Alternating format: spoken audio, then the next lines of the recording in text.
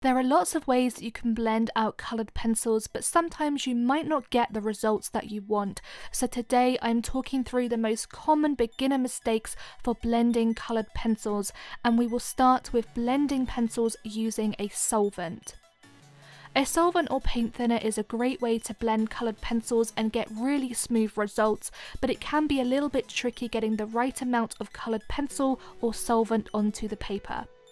If you don't add enough pencil pigment down to the paper, then what will happen is as you try to blend out the coloured pencils, you will get a very grainy result because there's not enough pencil layers.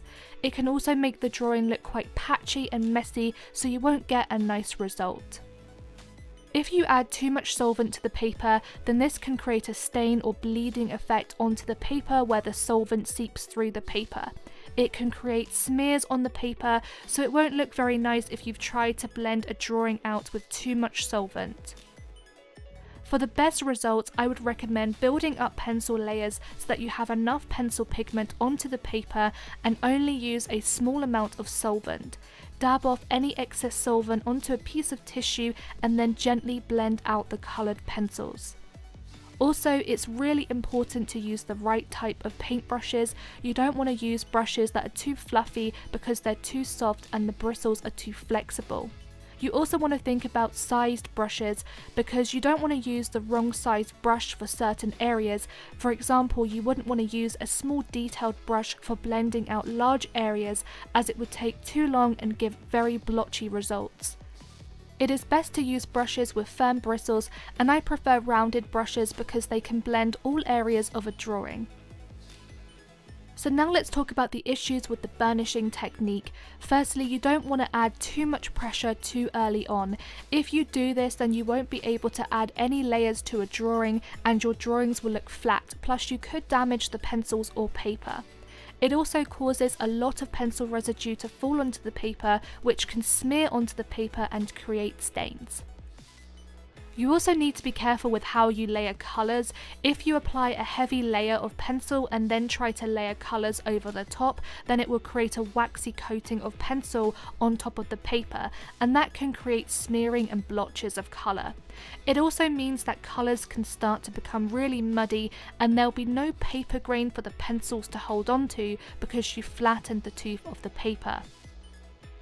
Using soft shading and working in layers will help you to build up all your tones and adds depth and dimension to drawings. Plus, by working from light to dark tones, you can build up the transition from light, mid and dark tones and add your core values to finish off a drawing. Hand position is something I feel is really overlooked, but the way you hold your pencil has an effect on how much control you have, and when you are blending coloured pencils, you want to hold your pencil quite loosely to get soft shading. I see a lot of beginners holding their pencil too close to the pencil lead, and if you try and blend the pencils, you don't get consistent results because the pencil pressure keeps changing. By holding your pencil further down the barrel, you have less control and less grip over the pencil, so this means that your shading and blending will be more consistent. You want consistent blending because otherwise you can get lines appearing through certain areas and some areas won't be fully blended. Rotating the pencil as you blend gives more consistent and softer blending because if you let one side of the pencil become too blunt, it can start to scratch the paper as you blend. Instead, gently rotate the pencil tip as you blend to keep the point of the pencil sharp and to maintain consistent blending. A common beginner mistake I see with blending is adding layers of coloured pencils down in one direction and then trying to blend the layers out in the same direction. It is a lot harder to blend the pencils if you blend in the same direction of shading because you can create stop and start lines in the blending process. Instead, a much more effective way of blending is to add your layers of coloured pencils onto the paper and then blend in the opposite direction. As you blend against the pencil strokes, it cancels out any harsh lines and creates smooth blending results. Blending in an up and down motion may not seem like a big deal, but sometimes it can cause problems with blending. By blending in an up and down motion, it creates stop and start lines because you start at the top and stop at the bottom. Instead, try blending in circular motions. Circles have no points, so you'll be blending in a continuous motion. This will help to prevent stop and start lines, but is also an effective way of getting rid of stubborn pencil marks. You want to create value changes in your drawing, so it's really important to get your pencil pressure right when blending. If you apply the same amount of pressure, then there won't be any depth in your drawings, and as you blend, the drawings will become flat.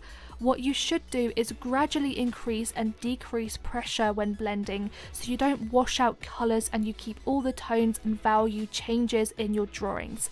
That is really important for creating lots of depth and making your drawing stand out. So those are just a few common blending mistakes that I see beginners making a lot. If you make some of these mistakes, it's not a problem, you can definitely put them right, and I hope that this video has given you some helpful insight on how to do that. As always, thank you so much for watching, keep creating, and I will see you soon. Bye guys!